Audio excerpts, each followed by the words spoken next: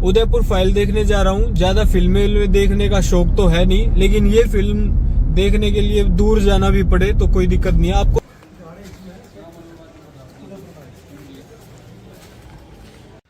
Movie में देख के आ चुका हूं, दो ही बातें बोलना चाहूंगा।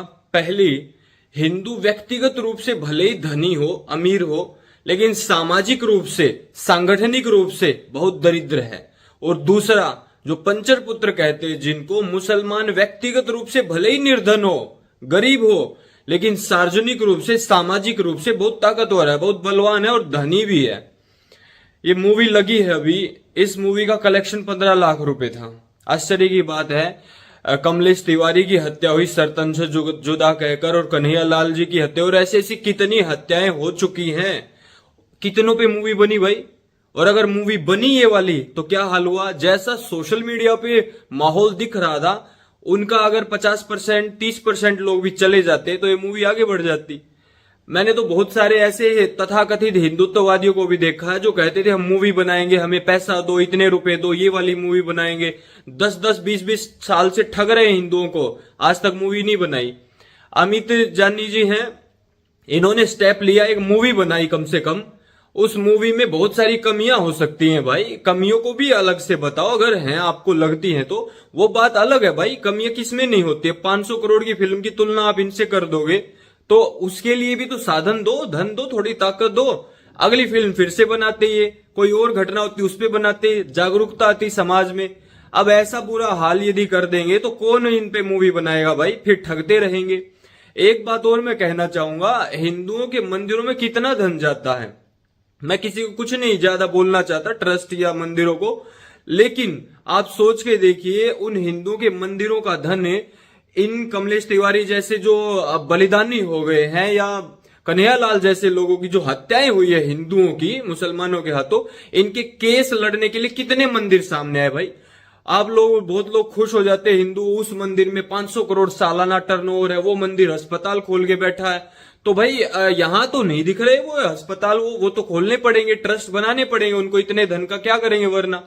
मैं एक ही बात कहना चाहूंगा अपने सारे हिंदुओं के जितने साधु संत है, कथावाचक है, मंदिर बने हुए, ट्रस्ट बने हुए, कि भाई आप अपने काम करो, बहुत बढ़िया, आपके पास धन आ रहा, अरे उसका 5% 10% ऐसे ऐसे फील्ड में लड़ने वाले, काम करने वाले लोगों को दान तो दे दो। इनके परिवारों का बाद में क्या बुरा हाल होता है। उदाहरण ले लो आप, ये मुसलमान सरतन से जुदा करके बहुत सारे जो आतंकवादी टाइप के मुसलमान हैं, उन्होंने जो ये हत्याएं की हैं, उन पर किसी, अभी इस केस में ही देख लो, कन्हैया लाल वाले केस में ही अब तक सजा नहीं हुई है।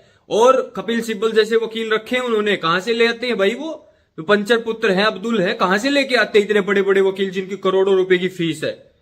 उनको पता है तुम ये कांड कर दो तो भी तुम्हारे पीछे बहुत सारे संगठन है, बहुत सारे लोग हैं जो कोर्ट में केस भुगत लेंगे, करोड़ों रुपया खर्च कर देंगे, और हमारे वाले लड़ते रहेंगे, भिड़ते रहेंगे, लेकिन अपने सामर्थ्य से, अपने परिवार गहने बेच बेच के लड़ाई लड़ते हैं।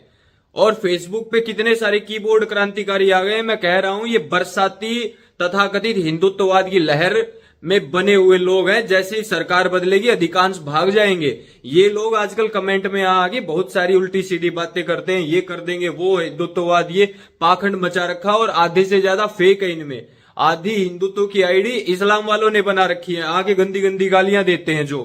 जो चेले बनते हैं, कथावाचकों के दिखते हैं, निरुद्धाचार्य के साथ खड़े, ये खड़े, आधे से ज्यादा वो नकली आईडी बनाकर गंदी गंदी गालियां देते हैं, और कोई उस पर बोल नहीं रहा।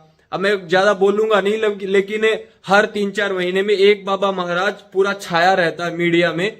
कभी आगे वो बड़ी बड़ी बातें भी करते हैं, अच्छी लगती है बातें उनकी, बहुत सारी, बहुत लोगों को भी लगती होंगी, लेकिन इन मैटर में उन्होंने कितना रुपया दे दिया भाई। हिंदू राष्ट्र ऐसे बन जाएगा। एक ये है ना, उदाहरण देना होता है, एक यदि बलिदानी हो गया उसका उदाहरण प्रस्तुत करना होता है।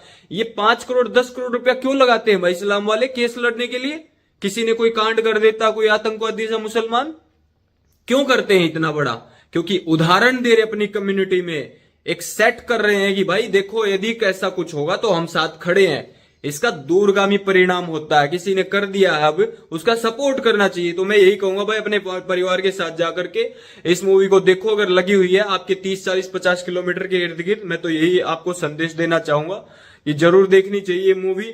जहां तक मेरी बात है, मेरे को मूवी कैसी लगी, मेरे को मूवी ठीक लगी भाई, क्योंकि मैं देखने गया था कन्हैया लाल जी के साथ क्या हुआ हमें तो पता ही था। अस्तु देखने के बाद फिर से भावनाएं जागृत होती है और सामान्य लोगों को लेके जाते हैं हम सांगठनिक रूप से, औरों को बुलाते हैं, उनमें जागरूकता आती है भाई ऐसी चीजों से। और कौन दिखाएगा भाई? अगर हम लोग नहीं दिखाएंगे, आप लोग नहीं देखोगे, किसी और को मोटिवेट नहीं करोगे, कौन दिखाएगा? फेसबुक पर आकर प्रचार कर देते हैं। इसका इतना माहौल बस बना हुआ था उदयपुर फाइल का, लेकिन फुस निकला सब भाई। किसी ने मेहनत करके बने, देख के आओ सैयारा मूवी पे ये हिंदू तो रो रहे थे, आधे ज्यादा तो ये सब गुरु बाबा महाराज जितने भी हैं अच्छे अच्छे काम कर रहे हो या जो भी जिस भी प्रकार का, उनके सपोर्टर होते हैं ये। लेकिन इनको केवल उसी इतना ही हिंदुत्व दिखता है जहां वो जुड़े हुए, उससे बाहर उनको हिंदुत्व ही नहीं दिखता भाई। ये समस्या है हिंदुओं की, और इस समस्या का सबसे बड़ा कारण है कोई माने या ना माने पाखंड। जब हम बोलते पाखंड पे तो ऐ करते, और फिर जब सरकार बदल जाएगी और जब इस्लाम की ताकत आएगी और जब इनकी पाखंड को उजागर करेंगे तब कहेंगे हम तो नास्तिक हैं जी।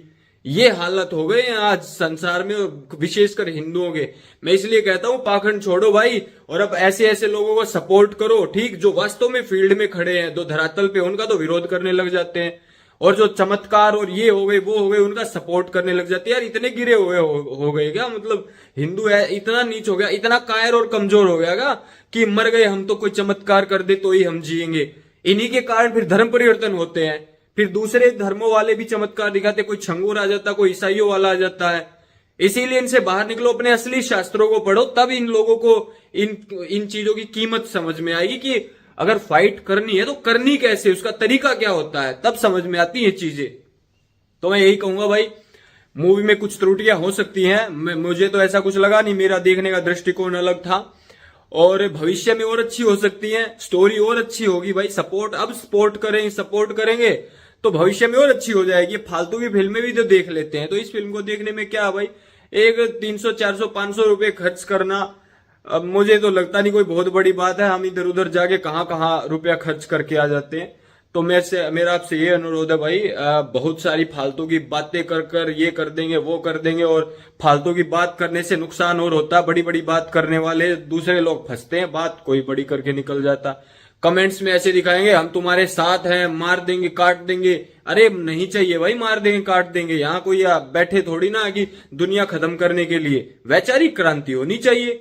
कमेंट में आगे उकसाते हैं, ये जो हिंदुत्ववादी लोग होते हैं ना बहुत सारे, आगे वहां उकसाते रहेंगे, और ये छोटी छोटी चीजें हैं, सपोर्ट नहीं मिलता है, ये हकीकत है भाई, ठीक। और इस हकीकत को समझो, और मैं यही कहूंगा कि भाई सपोर्ट करो जो लोग धरातल पे खड़े और सच बात बोलते हैं, सच बोलने की हिम्मत रखते हैं, उनको सपोर्ट करो, और इस मूवी को भी सपोर्ट करो। जिन्होंने बनाई उनको बहुत बहुत साधुवाद, और कन्हैया लाल जी के विचार आगे बढ़ते रहे, और उनके साथ जो भी बर्बरता हुई, और उन जैसे जितने लोगों के साथ, चाहे डॉक्टर नारंग, दिल्ली में कितने कांड हो चुके हैं, इधर उधर बहुत कांड हो चुके, कमलेश तिवारी जी का, और अब तक न्याय नहीं मिला, तो आश्चर्य की बात है।